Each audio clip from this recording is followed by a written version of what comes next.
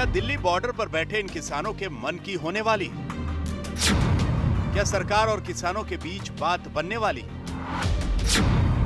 क्या ठंड में ठिठुरते किसानों के घर जाने का वक्त आ गया?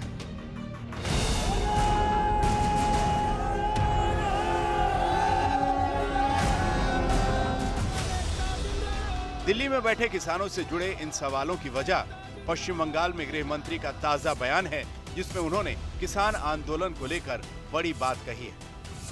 मैं 2 दिन से आया हूं, मगर कुछ तय हुआ है वहां पर। नरेंद्र सिंह जी के साथ बातचीत का कोई समय तय हुआ है, कल या परसों का। तो क्या जिस हल का इंतजार देश कर रहा था, उसका ब्लूप्रिंट तैयार हो गया है? क्योंकि अभी तक दोनों अपनी बातों पर अड़े हुए थे। 24 घंटे का रिले हंगर स्ट्राइक जितनी भी साइट्स हैं, सब पे शुरू होगा। सरकार और किसानों के बीच मामला सुलझ नहीं रहा।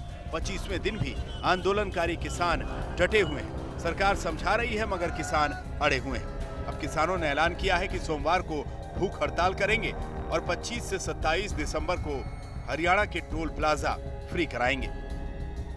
25, 26 और 27 को जो हरियाणा के जो टोल प्लाजा हैं, वो सब इस 3 दिन के लिए फ्री किए जाएंगे।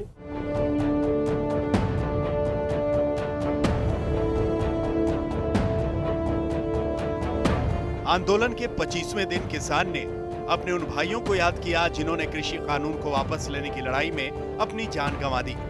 दिल्ली के आंदोलन स्थलों के साथ साथ देश के अलग अलग जगहों पर श्रद्धांजलि सभाओं का आयोजन हुआ। उधर बीजेपी ने किसान कानूनों के समर्थन में अपनी मुहिम को रफ्तार दे दी है। पार्टी के सांसद अपने इलाकों में घूम रहे हैं और लोगों को समझा रहे हैं। हमारा ये जन जागरण का दौरा है। कृषि बिल के बारे में कुछ लोग इनोसेंट लोगों को भ्रम फैलाने का प्रयास कर रहे हैं। हमारी पार्टी ने तय किया है, हमारी पार्टी के राष्ट्रीय अध्यक्ष नड्डा साहब ने तय किया है कि सभी जनप्रतिनिधि अपने क्षेत्र में जाएं और नरेंद्र तोमर साहब ने जो पत्र लिखा है, उस पत्र की कॉपी घर घर जाकर बांटे। साथ ही बीजेपी शासित राज्यों में भी कृषि सम्मेलनों का आयोजन किया जा रहा है। किसानों को 22,000 करोड़ रुपए से भी अधिक राशि किसानों के खाते में प्रधानमंत्री किसान सम्मान निधि के माध्यम से प्राप्त हुआ है। जिन्हें विकास अच्छा नहीं लगता, वे गुमराह करने का कार्य कर रहे हैं। उन्होंने किसान भाइयों को गुमराह करना प्रारंभ कर दिया है और गुमराह करने के लिए तमाम प्रकार का भ्रम पैदा करना, एक झूठ को बार बार बोलना। जिनको जनता नकार चुकी है, वे लोग आज गुमराह करके देश के अंदर माहौल खराब करने का प्रयास करना चाहते हैं। इस बीच प्रधानमंत्री मोदी दिल्ली के गुरुद्वारा रकाबगंज पहुंचे और मत्था टेका।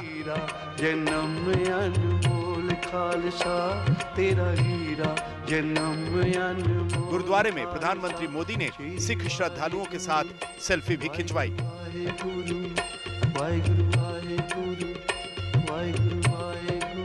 सरकार की तमाम कोशिशों और सैकड़ों वादों के बावजूद आंदोलन पर डटे किसान टस से मस नहीं हो रहे। अब तो उन्होंने बाकायदा चिट्ठी लिखकर आरोप लगाए हैं कि सरकार को किसानों से कोई सहानुभूति नहीं। किसानों ने अपनी चिट्ठी में लिखा है, आपने मीटिंग बुलाकर समस्या को हल करने की जगह जो खुला पत्र लिखा है, उससे प्रतीत होता है कि आप आंदोलनरत किसानों के खिलाफ गलत बातों का प्रचार कर रहे हैं। किसानों ने अपनी चिट्ठी में सरकार की चिट्ठी में लिखे हर पॉइंट्स का जवाब दिया है। आइए देखते हैं कैसे। सरकार की चिट्ठी में आंदोलन को राजनीतिक दलों का कुचक्र बताया गया, तो किसानों ने जवाब दिया, हमारा आंदोलन किसानों का है, यह असल मुद्दों से भटकाने की कोशिश है। सरकार की चिट्ठी में लिखा गया, किसानों की जमीन पर कोई खतरा नहीं। किसानों ने सवाल उठाए, किसानों को कर्ज जमीन गिरवी रखकर दी जाएगी, ऐसे में वो सुरक्षित कैसे है? सरकार की चिट्ठी में मंडियों, एमएसपी और सरकारी खरीद जारी रखने का आश्वासन है। किसानों ने सवाल उठाए, सरकार एमएसपी और सरकारी खरीद को कानूनी आधार क्यों नहीं देती?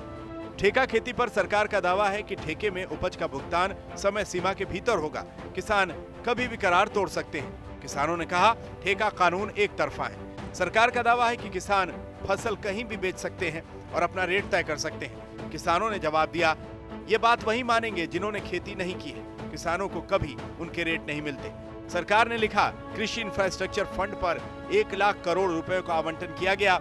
किसानों ने जवाब दिया, इस फंड का भी प्रयोग बड़े कॉरपोरेट घरानों और विदेशी कंपनियों के हस्तक्षेप को बढ़ावा देने के लिए हो रहा है।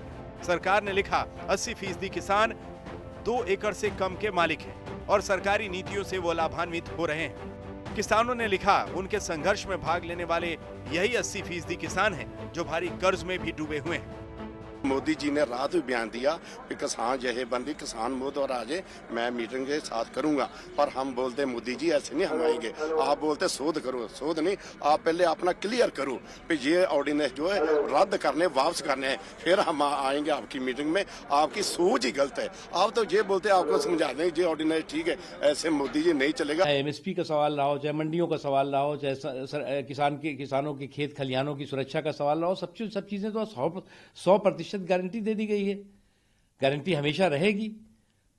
अब प्रश्न ही होता है कि कुछ लोगों ने कॉन्स्पिरेसी का संदूक लेकर के और किसानों के कंधों पे बंदूक चलाना शुरू कर दिया है।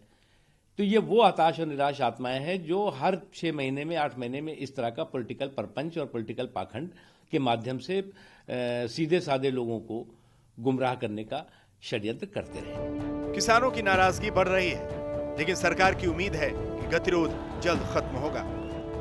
मुझे तो अभी भी आशा है कि मुद्दों पर चर्चा होगी और इस गतिरोध खत्म होगा। कोशिश करेंगे कि आप उनको बुलाएं दोबारा से। जरूर, कल प्रधानमंत्री जी ने स्वयं कह दिया है, अब इससे बड़ी क्या बात हो सकती है। अगर वो नहीं आए तो क्या होगा सर? मैं नहीं मानता, वो आएंगे और बातचीत भी होगी। अब देखने वाली बात होगी कि बात कैसे बनती है और किसानों का आंदोलन और कितने दिन चलता है।